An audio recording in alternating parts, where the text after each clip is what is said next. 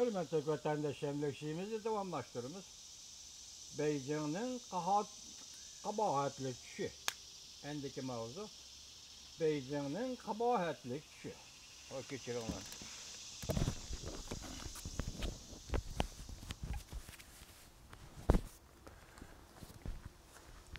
Hürmetli vatandaşlarımızı devamlaştırımız. Endeki mavzu.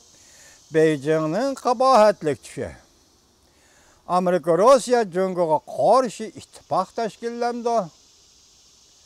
Mavzulu haber 7. ayının 18.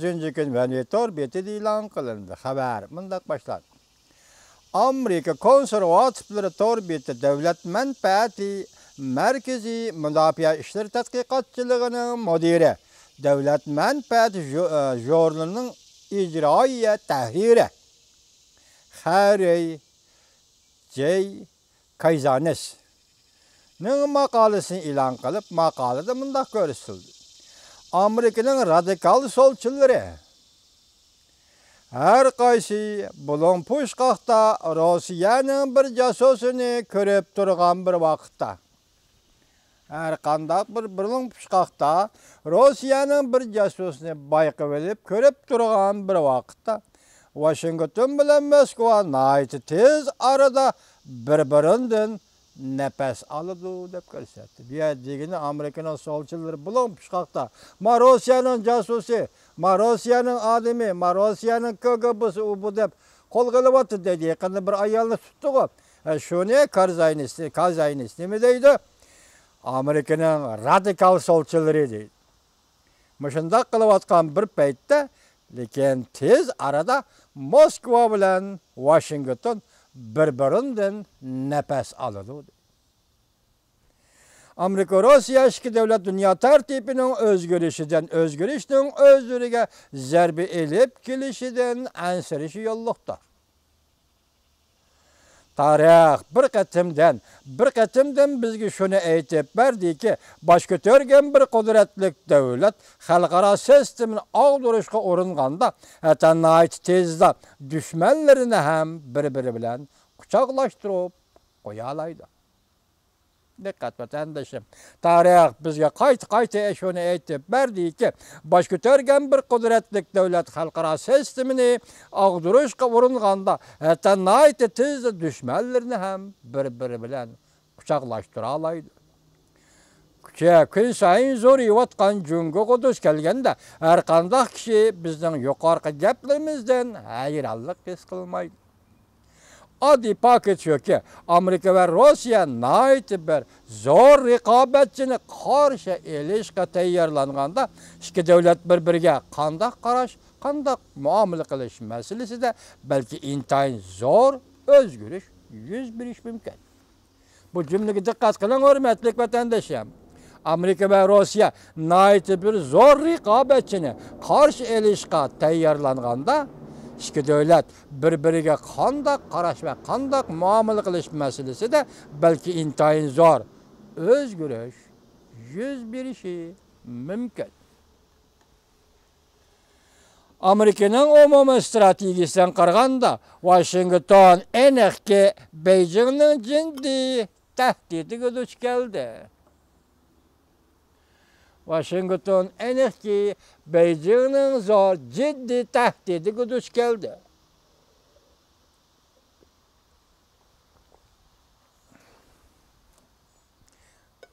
Amerika'nın umumyüzlük stratejisinden qaraganda Washington enekki Beijing'nin ciddi tehdidiga duch keldi. Özünün arzusu boyunca halkara sistemini ağdırış tehdidiga duch keldi. Yani çünkü özünün arzusu boyunca halkara sistemini ağdırış tehdidiga duch keldi Washington. Amerika Cungo soğuk münasibetle uruş ahırlaşkandı iken yeniçi iktisadi pul muamele hemkarlık münasibeti asta tügeşki başladı. Çünkü aklimlik hukukunu oğurlaşqa adetlenip, nait zor miqdarda kızıl rakam payda qilish arqali milyonlagan emgek ve hizmet tertipleri Amerika'dan Cungo'ga qarab eqishqa başladı. Beijing muşundaq oğurluqqa tayinib, milyardlagan dollar her bir məxfiyyətlikə erişib, nait tizlik bilen Washington'un ajallik düşmaniga aylandı.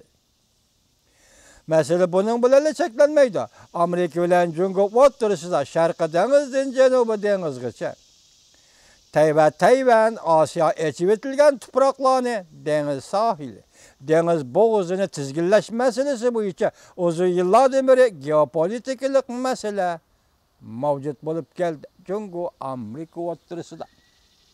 Bu ahvol har qanday vaqtda munosabatlarni texmi jiddiylashtirib, kelgusida qurolliq to'qnashuvga olib keladi. Amerika Jungo ikki davlat go'yo kim Osiyoni tizginlaydilar emas, balki Hind okean, Tinch okean rayonlarini kim tizginlaydi degan masalaga duch keldi. Amerika Jungo ikki davlat Tinch okean, Hind okean rayonlarini kim tizginlaydi degan masalaga duch keldi. Rossiya navbatda balkim e'tirof qilishda xohlamasligi mumkin, lekin uning o'ziga xos Jungo masalasi bor.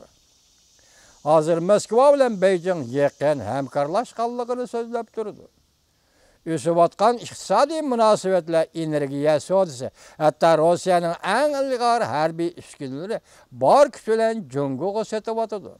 Bu ikki cho'ng davlat o'rtasida yuzaki qaraganda hamma narsa yaxshi, hamma munosabatlar yaxshi. Lekin uzun o'tmay Moskva Beijingning uzundan beri strategik g'arazlardan gumonlanishga boshlaydi. Avval Beijingning bir yo'l bir belbog' tashabbusi sobiq Sovetlarning keng ketgan O'rta Osiyodagi ittifoqdosh jamiyatlarni Jungoning ta'siri doirasiga olib kirdi. O'rta Osiyodagi har qaysi davlatlar energiya savdosi orqali Rossiyadan erisholmaydigan moddiy manfaatga Jungodan erishadi. Moskva cho'qim ansiraydi.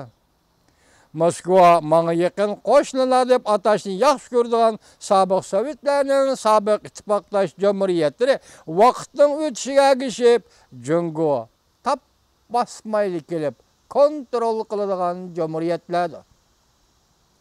Ondan qolsa ikki davlat o'rtasidagi harbiy kuchning tengsizligi buni ham Moskva ko'rishni xohlamaydi. Hozir Jungo Rossiyadan S-400 belgilik raketa va aeroplanlarni sotib olib, ularni texnikalarni nusxalab, qurol ishlab xalqaro harbiy qurol-yarog' bozorida Rossiya bilan raqobatlashyapti. Masalan, Rossiyaning texnikasidan foydalanib, Rossiya bilan raqobatlashyapti. Uning ustiga Rossiya bilan Jungo o'tmishda talash-tortish bo'lgan. Beijing balki kunlarning birida Rossiyaning tarixdagi xatoliklari uchun Jungoga to'lam berishni talab qilish mumkin. Ba'zi Jungoliklar Rossiyaning Osiyo qismini qadimida Jungoning bir qismi edi deyishdi.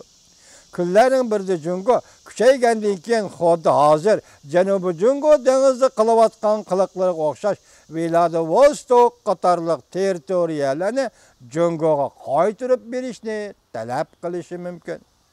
Bugun Amerika Moskvani lukchak deb qaraganda, atiganlik Rossiya o'rtaq dushmanni birlashib cheklaydigan sherik bo'lib qolishi mumkin. Atiganlik Rossiya o'rtaq dushmanni o'rtaq cheklaydigan Amerikaning sheriki bo'lib qolishi mumkin.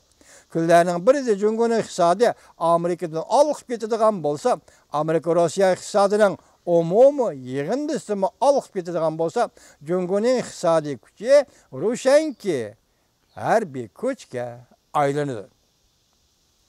Shunga bu maqolada olg'a surilgan ideya balki yaqin kelgusida rostga aylanishi mumkin.